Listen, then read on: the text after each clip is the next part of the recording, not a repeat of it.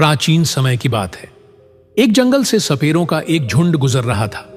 चलते चलते उन्हें एक स्थान पर घना और छायादार वृक्ष दिखाई दिया। तब वे सभी उस वृक्ष की छाया में बैठकर विश्राम करने लगे। उसी वृक्ष के पास एक विशाल सांपों की बांभी थी। तभी एक सपेरा बोला, यहां जरूर कोई सर्प मिलेगा। उसकी बात सुनकर सभी सपेरों ने आपस में चर्चा की और फिर उन्होंने उस बांभी को खोदना शुरू कर दिया। थोड़ी ही देर में उस बिल से एक अत्यंत भयंकर और काले रंग का नाग निकला। सपेरों ने तुरंत उस नाग को पकड़ लिया और अपने पिटारे में बंद कर दिया। अब वे सभी सपेरे उस नाग को साथ लेकर वहां से आगे बढ़ चले। रास्ते में उन्होंने सोचा, क्यों ना इस नाग का विष निकाल लिया जाए। जब वे कुछ दूरी पर पहुंचे तब उन्होंने पिटारा खोलकर देखा। पिटारा खोलते ही वे सभी हैरान रह गए, क्योंकि अंदर वो भयंकर नाग नहीं था। उसकी जगह पर एक अत्यंत सुंदर और कीमती नौलखा हार रखा हुआ था। वो हार देखकर सभी सपेरे बहुत प्रसन्न हुए। वो ये सोचकर आश्चर्यचकित थे कि उन्होंने तो एक सर्प पकड़ा था, लेकिन पिटारे में यह हार कहां से आ गया। खैर, वे बोले, ये तो और भी अच्छा हुआ, यह हार तो कहीं अधिक मूल्यवान है। फिर उन्होंने आपस में विचार किया, चलिए इसे लेकर राजा के पास चलते हैं। राजा इस हार के बदले हमें मनचाहा धन दे सकता है। यह सोचकर वे सभी सपेरे राजा चित्रसेन के राज्य की ओर चल पड़े। कुछ समय बाद वे राजा के महल में पहुंचे। उधर राजा का दरबार लगा हुआ था, जहां राजा चित्रसेन अपने सभी मंत्रियों के साथ विराजमान था। तभी दरबार में सपेरों का वो झुंड प्रवेश करता है और सभी सपेरे राजा को प्रणाम करते हैं। राजा ने जब सपेरों को दरबार में देखा तो उन्होंने उनसे दरबार में आने का कारण पूछा। इस पर सपेरे बोले, महाराज, हमारे पास एक अत्यंत कीमती हार है जो आपकी महारानी के गले की शोभा को और बढ़ा सकता है। ऐसा हार आपने आज तक कभी नहीं देखा होगा। राजा चित्रसेन बोले, दिखाओ कैसा हार है तुम्हारे पास। तब सपेरों ने अपना पिटारा खोला और उसमें रखा हुआ वो अनोखा हार राजा को दिखाया। जैसे ही राजा और उनके दरबारियों ने वो हार देखा, सभी अचंभित रह गए, क्योंकि ऐसा विचित्र और सुंदर हार उन्होंने पहले कभी नहीं देखा था। हार को देखकर राजा ने आश्चर्य से पूछा, तुम ये विचित्र हार कहां से लाए हो। इस पर सपेरे बोले, महाराज, ये हार हमें रास्ते में मिला। तब हमने सोचा कि क्यों ना इसे आपको भेंट कर दिया जाए। राजा बोले, ठीक है, हम तुम्हारी ये भेंट स्वीकार करते हैं। ये हार देखकर हमारी रानी बहुत प्रसन्न होगी। फिर राजा ने अपने एक मंत्री को आदेश दिया कि इन सपेरों को उचित इनाम देकर सम्मानपूर्वक विदा किया जाए। सपेरों को खूब सारा धन इनाम में मिला और वे खुशी खुशी दरबार से विदा हुए। राजा ने वो हार टोकरे सहित अपने पास रख लिया। पूरा दिन राजा राज दरबार में अपने कार्यों में व्यस्त रहे। जब शाम का समय हुआ तो उन्होंने दरबार समाप्त किया और वो हार वाली टोकरी अपने साथ लेकर महल की ओर रवाना हो गए। राजा जब अपने महल पहुंचे तो रानी से बोले, देखो महारानी, आज मैं तुम्हारे लिए एक बेहद सुंदर उपहार लाया हूं। जब तुम इसे देखोगी तो बहुत प्रसन्न हो जाओगी। रानी मुस्कुराकर बोली, महाराज, ऐसा क्या लाए हैं आप मेरे लिए। यह सुनते ही राजा ने वो टोकरी रानी की ओर बढ़ा दी और बोले, महारानी जी, आप स्वयं ही इस बहुमूल्य उपहार को देख लीजिए। रानी ने जैसे ही उस पिटारे को खोला तो देखा कि उसके अंदर एक अत्यंत सुंदर, तेजस्वी और छोटा सा बालक लेटा हुआ है। उस बालक के चेहरे पर एक अलौकिक दिव्यता और दिव्य चमक थी। बालक इतना आकर्षक और मनोहारी था कि रानी उसे एकटक निहारती ही रह गई। वो आश्चर्य से बोली, महाराज, इसमें तो एक अत्यंत सुंदर बालक लेटा हुआ है। रानी की यह बात सुनकर राजा चकित हो गए और बोले, नहीं रानी, इसमें बालक कैसे हो सकता है।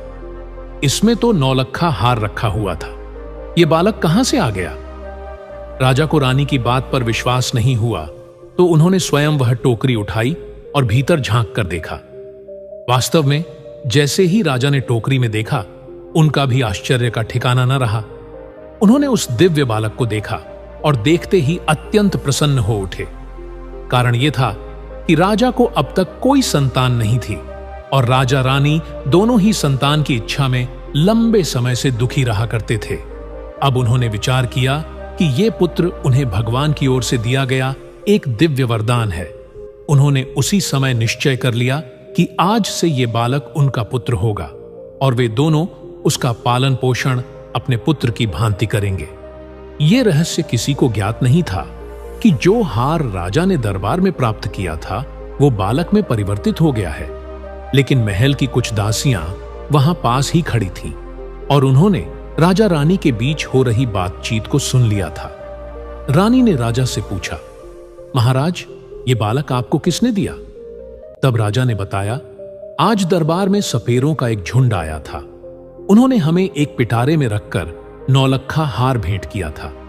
लेकिन ईश्वर की कृपा से जब हम दरबार से महल की ओर आ रहे थे तभी वो हार इस सुंदर बालक में परिवर्तित हो गया। आज से ये बालक हमारा पुत्र है और आगे चलकर यही हमारे राज्य की गद्दी का अधिकारी बनेगा। उसी दिन से राजा और रानी उस दिव्य बालक को अपना पुत्र मानकर उसका पालन पोषण करने लगे। एक दिन राजा ने अपने दरबार में ये घोषणा कर दी कि रानी के गर्भ से एक अत्यंत सुंदर पुत्र का जन्म हुआ है। ये समाचार सुनकर समस्त प्रजा में हर्ष की लहर दौड़ गई। पूरे नगर में उल्लास और उत्सव का माहौल बन गया। नगरवासियों ने खुशी खुशी दीप जलाए, मिठाइयां बांटी और नाच गान किया। राजा और रानी दोनों अत्यंत प्रसन्न थे और बड़े स्नेहपूर्वक उस बालक का पालन पोषण कर रहे थे। समय के साथ वो बालक धीरे धीरे बड़ा होता गया। जैसे जैसे समय बीतता गया वो बालक अब जवान हो चुका था। उसके रूप और गुण देखकर हर कोई मोहित हो जाता। जब वो विवाह योग्य हो गया तब राजा चित्रसेन के मन में विचार आया कि अब उसके पुत्र का विवाह कर देना चाहिए। एक दिन राजा ने रानी से कहा, अब हमारा पुत्र विवाह योग्य हो गया है। अब समय आ गया है कि उसका विवाह किसी सुंदर और गुणवान कन्या से कर दिया जाए। राजा की बात रानी को बहुत अच्छी लगी। रानी ने मुस्कुराते हुए कहा, महाराज, शुभ काम में देर कैसी। आप जितनी जल्दी हो सके मेरे पुत्र का विवाह कर दीजिए। राजा चित्रसेन के राज्य के समीप एक और समृद्ध राज्य था जहां के राजा का नाम जयंत था। राजा जयंत की एक अत्यंत सुंदर और बुद्धिमती कन्या थी जिसका नाम वैजंती था। राजा जयंत ने अपनी पुत्री को आचार्य से सभी प्रमुख विद्याओं का अध्ययन करवाया था। इसलिए राजकुमारी वैजंती 16 विद्याओं में पारंगत थी। रूप, विद्या और मर्यादा में वैजंती अद्वितीय थी। राजा जयंत भी अब ये सोचने लगे कि उनकी कन्या विवाह योग्य हो गई है और अब उसे योग्य वर को सौंप देना चाहिए। उन्होंने अपने दरबार में पुरोहितों को बुलवाया और उन्हें टीका की सामग्री सौंपते हुए कहा, पुरोहित जी, मेरी पुत्री वैजंती के लिए एक योग्य और तेजस्वी वर की तलाश कीजिए। किसी योग्य राजकुमार को टीका करके यहां लाइए। पुरोहित जी टीका की सामग्री लेकर अन्य राज्यों की यात्रा पर निकल पड़े। वे कई राज दरबारों में गए, अनेक राजकुमारों को देखा, परंतु किसी में भी उन्हें वैजंती के योग्य तेज, गुण और सौंदर्य नहीं दिखा। वे इधर उधर घूमते हुए थक चुके थे। अंततः चलते चलते राजा चित्रसेन की नगरी में पहुंच गए। उस समय राजा चित्रसेन का दरबार सजा हुआ था। अचानक दरबार में पुरोहित का आगमन होता है। राजा चित्रसेन उन्हें देखते ही समझ जाते हैं कि ये कोई ब्राह्मण है जो किसी राजा की पुत्री का विवाह प्रस्ताव लेकर आया है। राजा पुरोहित से पूछते हैं, आप लोग कौन हैं और कहां से आए हैं? पुरोहित ने उत्तर दिया, महाराज, हम राजा जयंत के राजपुरोहित हैं और उनकी पुत्री राजकुमारी वैजंती का टीका लेकर आए हैं। हमारे राजा की बेटी वैजंती अत्यंत रूपवती है और 16 विद्याओं में निपुण है। हमने सुना है कि आपका राजकुमार भी विवाह योग्य है। तब राजा चित्रसेन उत्तर देते हैं, हमारा एक पुत्र है और वो अत्यंत सुंदर एवं योग्य है। परंतु राजा चित्रसेन को यह ज्ञात नहीं था कि उनका पुत्र वास्तव में एक नाग है। जब राजा ने अपने पुत्र को पुरोहित के सामने प्रस्तुत किया तो पुरोहित राजकुमार को देखकर अत्यंत प्रसन्न हो गए और उन्हें वो राजकुमार पसंद आ गया। उन्होंने राजकुमारी वैजंती का विवाह पक्का कर दिया और अपने राज्य लौट गए।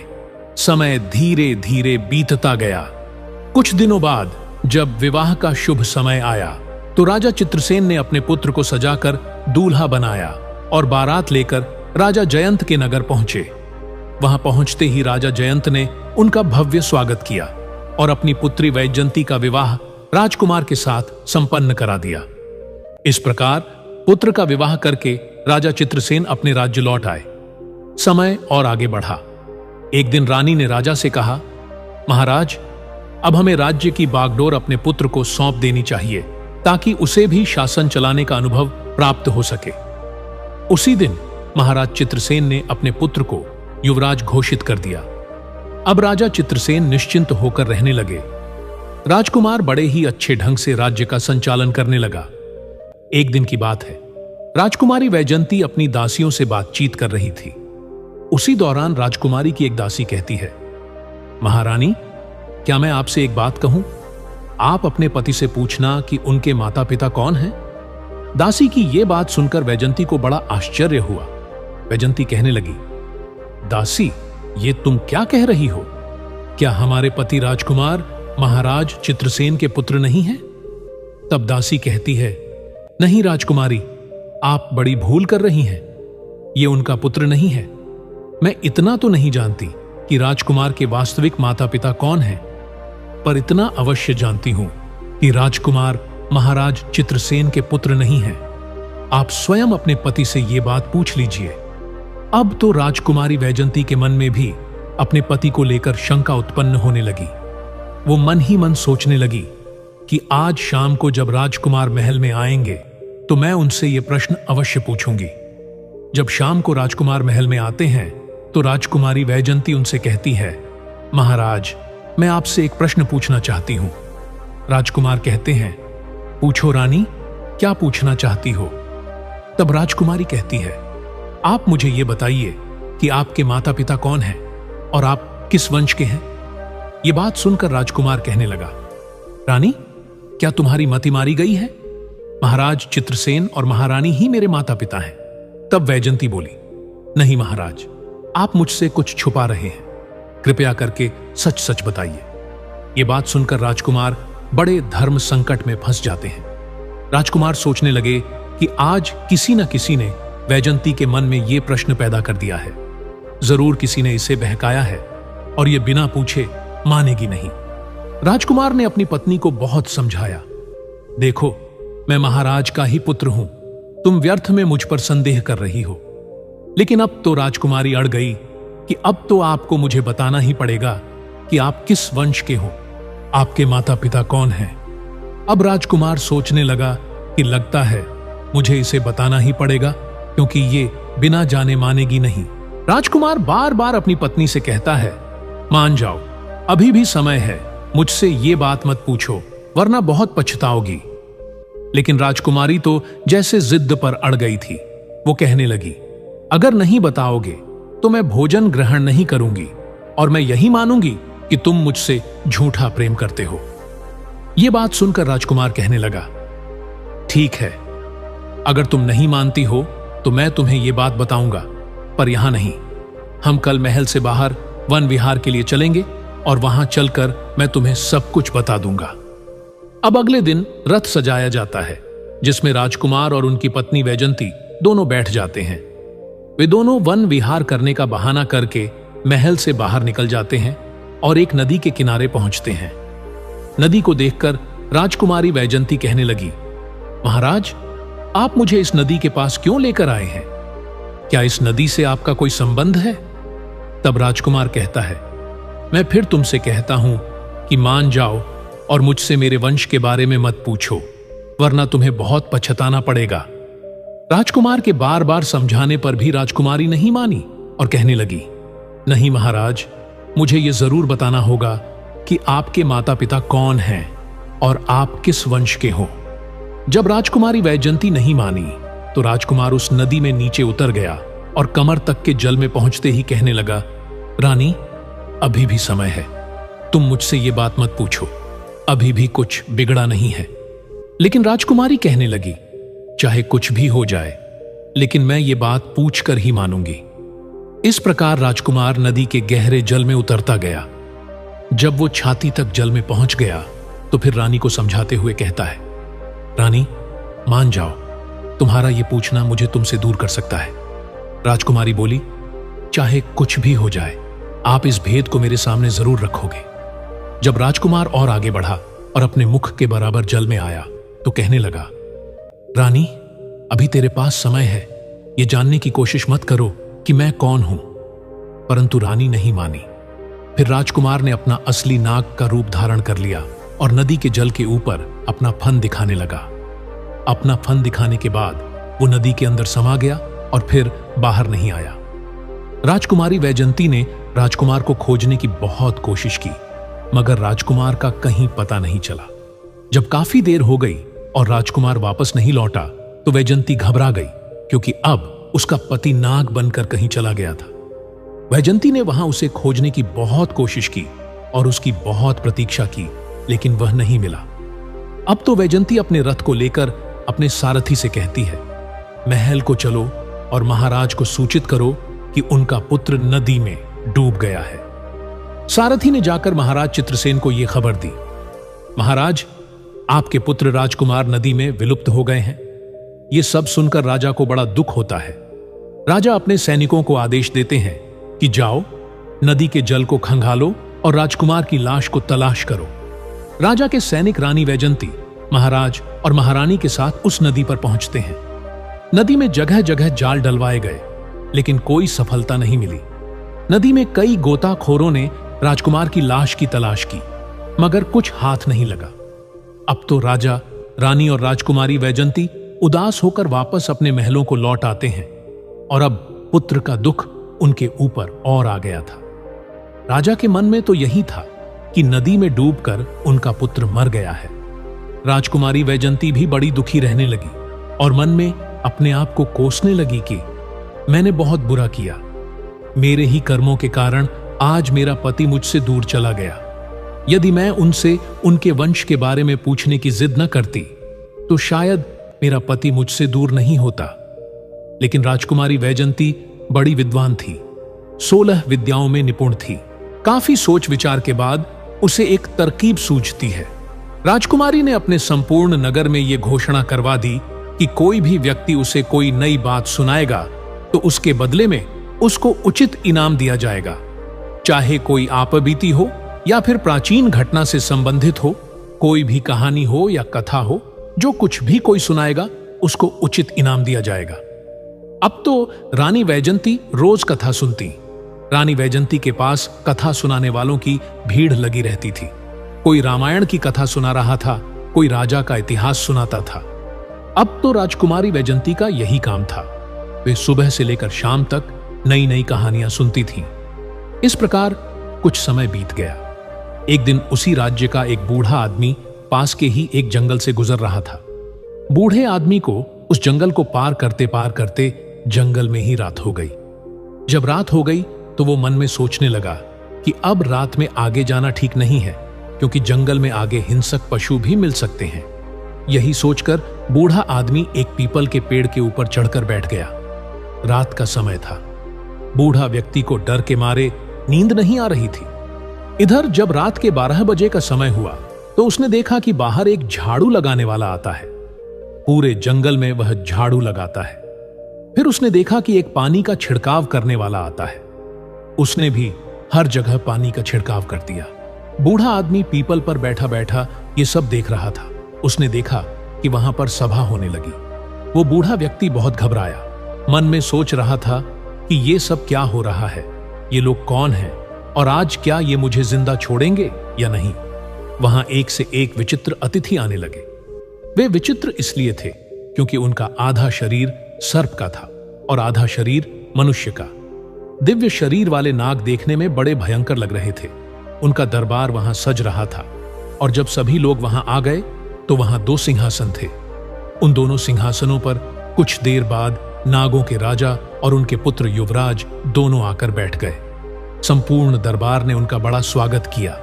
उनके बीच चर्चा होनी थी और वे चर्चाएं हो रही थीं। जो राजकुमार था वो नागराज का पुत्र था।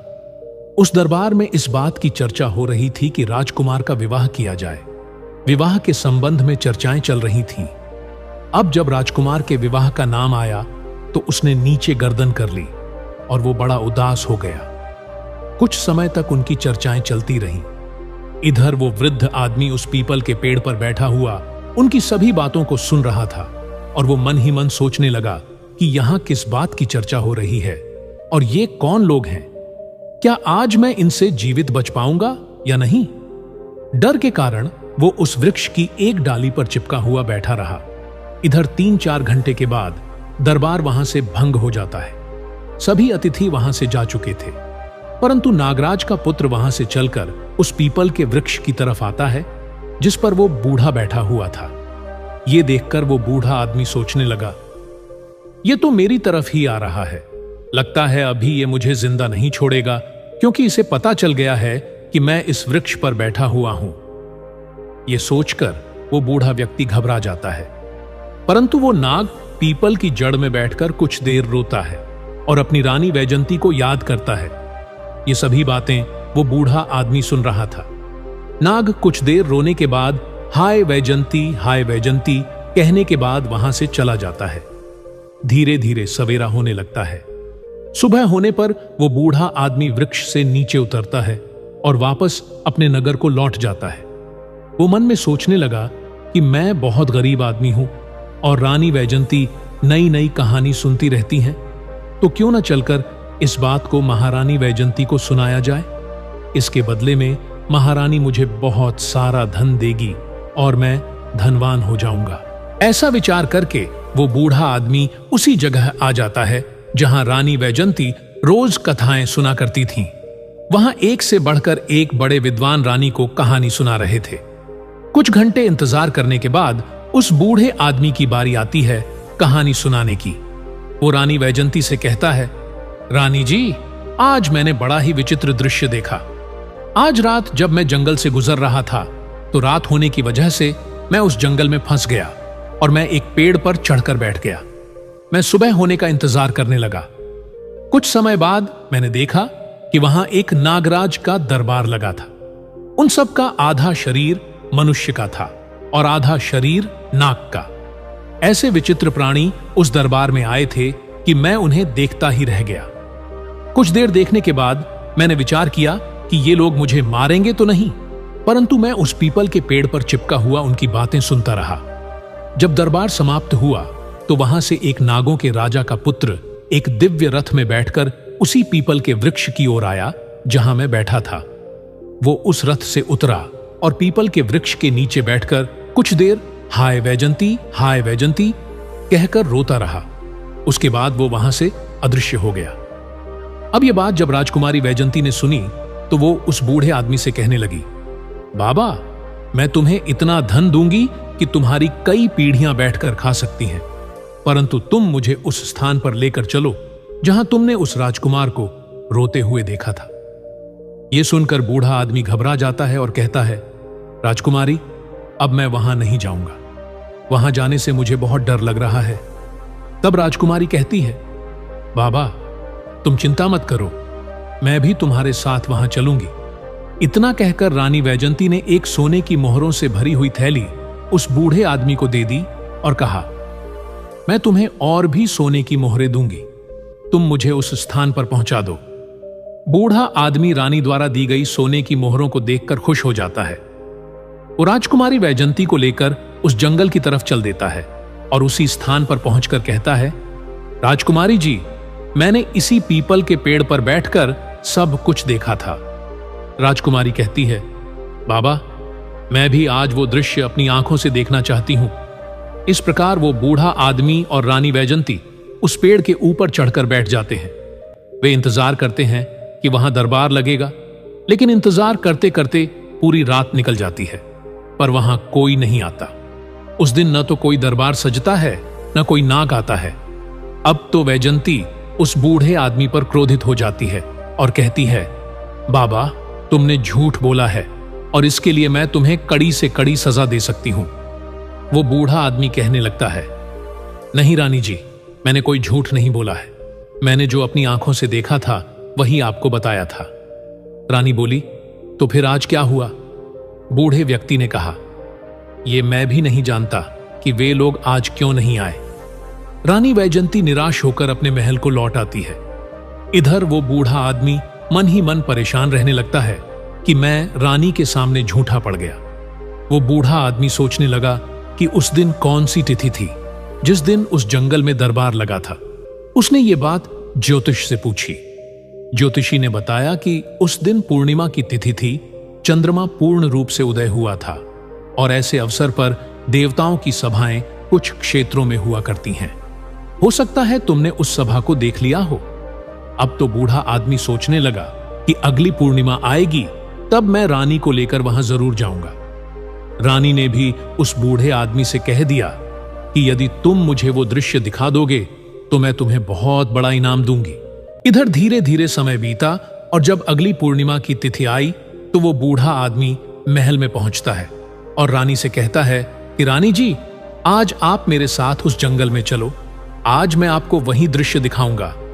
रानी वैजंती और वो बूढ़ा आदमी दोनों जंगल की ओर चल देते हैं।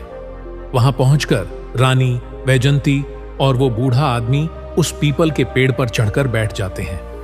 जब रात के 12 बजने का समय नजदीक आता है तो वहां एक झाड़ू लगाने वाला आता है।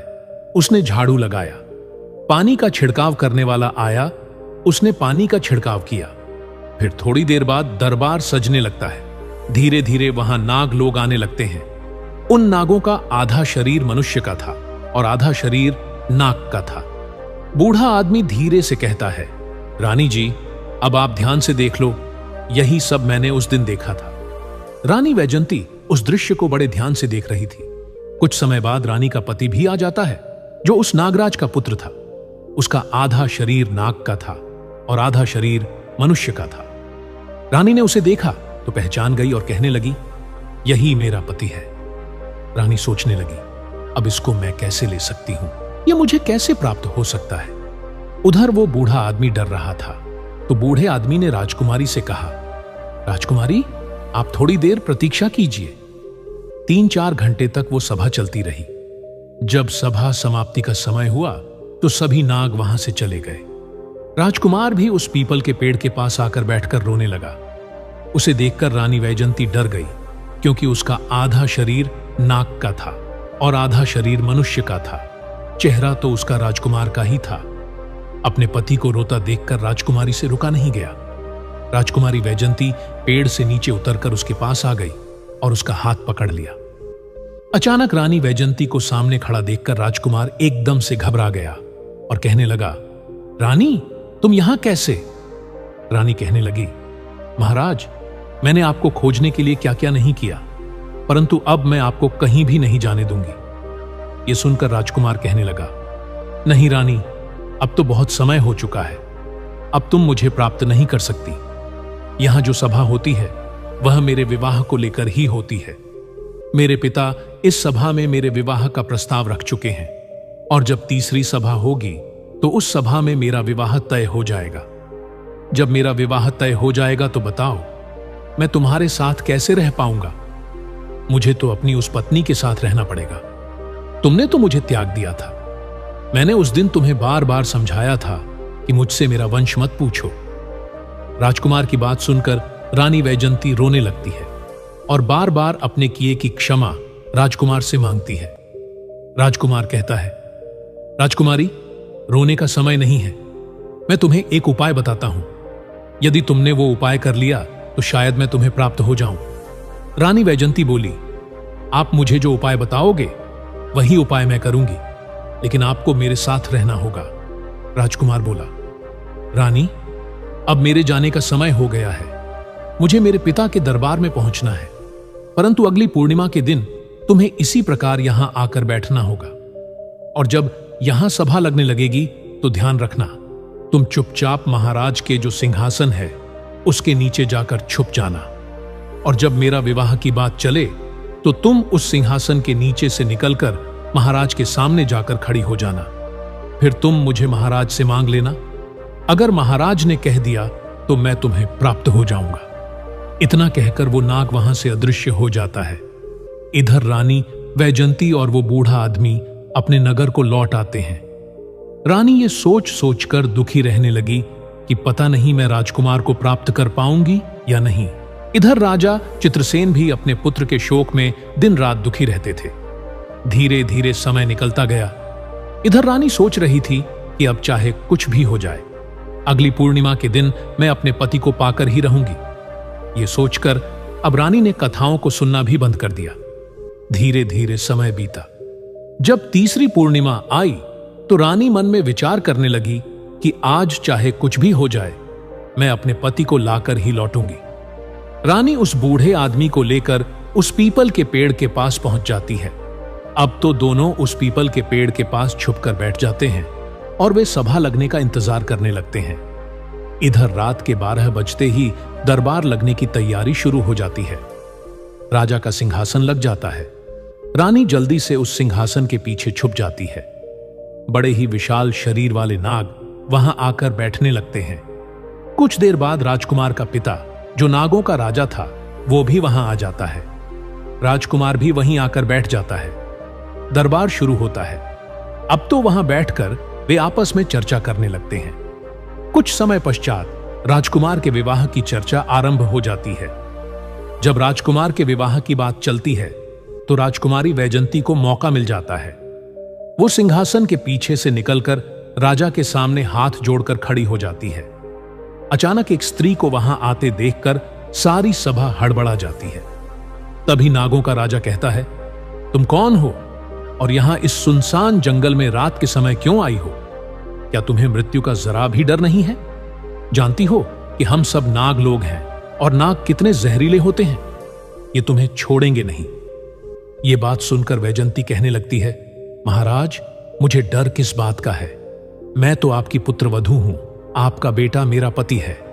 यकीन न हो तो उनसे पूछ लो, इनके साथ मेरा विवाह हुआ है। जब महाराज ने अपने बेटे से पूछा कि ये कौन है, तो राजकुमार ने पूरी कहानी अपने पिता को कह सुनाई और कहा, पिताजी, एक दिन मुझे कुछ सपेरों ने पकड़ लिया था और पकड़कर पिटारे में रखकर मुझे ले जाने लगे, तो मैंने अपने बचने के लिए उस पिटारे के अंदर नौलखा हार का रूप बना लिया। उन सपेरों ने नौलखा हार महाराज चित्रसेन को उपहार में दे दिया। मैंने सोचा, राजा चित्रसेन को कोई पुत्र नहीं है, राजा की कोई संतान नहीं है, तो क्यों ना राजा के यहां मैं पुत्र बन जाता हूं। तो मैं मेरी माया से पुत्र बन गया और कई साल महाराज के यहां रहा। राज्य महलों का सुख भोगता रहा। महाराज ने अपने पुत्र की तरह मेरा पालन किया और इसी सुंदरी के साथ मेरा विवाह संपन्न करा दिया। परंतु एक दिन जिद करके इस सुंदरी ने मुझसे मेरे वंश के बारे में पूछा कि तुम किस वंश के हो। मैंने इसे बहुत समझाया, परंतु ये नहीं मानी, और जब नहीं मानी तो मैं जहां मेरा स्थान था वहां इन्हें लेकर गया और वहां पहुंचकर मैं अपने वास्तविक स्वरूप में आ गया और मैं अपने परिवार के पास चला आया। ये बात जब नागराज ने सुनी तो कहने लगा, देवी, क्या यह सच कह रहा है? रानी बोली, हां महाराज, ऐसा ही हुआ था। मेरा विवाह इन्हीं के साथ हुआ था, जबकि पहले इनका पूरा शरीर मनुष्य का था। वैजंती की बात सुनकर नागराज ने अपने पुत्र को फटकार लगाई। हमारी परंपरा के खिलाफ जाकर पृथ्वी लोक पर विवाह किया और फिर उसके बाद तुम इस स्त्री को छोड़कर हमारे पास वापस आ गए। तुमने ये अपराध किया है। अब मैं तुम्हें श्राप देता हूं कि जब तक ये स्त्री जीवित रहेगी तब तक तुम पृथ्वी लोक पर रहकर इसका साथ दोगे। इसे छोड़ नहीं सकते। इसे अपनी पत्नी के रूप में रखना होगा और जिस राजा के तुम पुत्र बने थे उस राजा का राज्य भी तुम्हें संचालित करना होगा। उस राजा की सेवा करनी होगी। जब तक वहां का कार्यकाल समाप्त नहीं हो जाता तब तक तुम हमारे पास नागलोक में नहीं लौट पाओगे। नागराज ने वैजंती को उसका पति प्रदान कर दिया। राजकुमार अब अपने पहले वाले रूप में आ गया। उसके बाद रानी वैजंती और राजकुमार ने नागराज से आशीर्वाद लिया और विदा लेकर वापस अपनी नगरी में लौट आए। वहां पहुंचकर उन्होंने देखा कि पुत्र शोक में व्याकुल होकर महाराज की स्थिति बहुत ही ज्यादा खराब थी। महाराज के पास जब उनका पुत्र पहुंचा तो महाराज उसे देखकर बड़े प्रसन्न हुए और उनकी सारी पीड़ा और कष्ट दूर हो गई। पूरे महल में खुशियां मनाई गई। राजा साहब ने पूरे नगर में यह खबर भिजवा दी कि हमारा राजकुमार वापस लौट आया है। यह सुनकर संपूर्ण नगर में प्रसन्नता से उत्सव मनाया गया। राजा चित्रसेन और महारानी अपने पुत्र को वापस पाकर बहुत खुश थे। इस प्रकार रानी वैजंती अपने खोए हुए पति को पा लेती है और बड़े प्रेम से अपने पति के साथ रहने लगती है। दोस्तों, मुझे पूरा यकीन है कि आपको यह कहानी बहुत पसंद आई होगी। ऐसी और भी रोचक कहानियां देखने के लिए हमारे चैनल को सब्सक्राइब जरूर करें वीडियो को लाइक करना ना भूलें और अपने प्यारे कमेंट्स के जरिए अपनी प्रतिक्रिया जरूर बताएं। धन्यवाद। जय श्री कृष्णा।